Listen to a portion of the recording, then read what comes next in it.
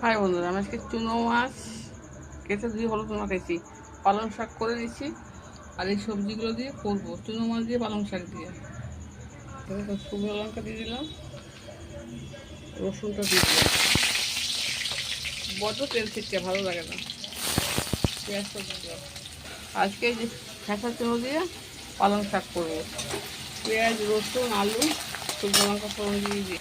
এটাকে টমেটো আর কাঁচা লঙ্কাগুলো দিয়ে দিলাম। মাছগুলো ভেজে দিচ্ছি।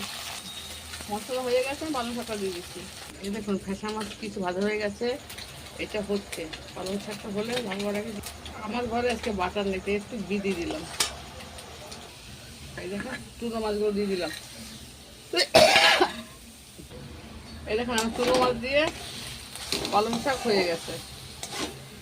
সব রকমই খেয়ে দেখতে হয় মানুষকে। এখন এটা আমি নামিয়ে দেবো। এই দেখুন, আমার চুনো মাছ দিয়ে পালং শাক হয়ে গেছে।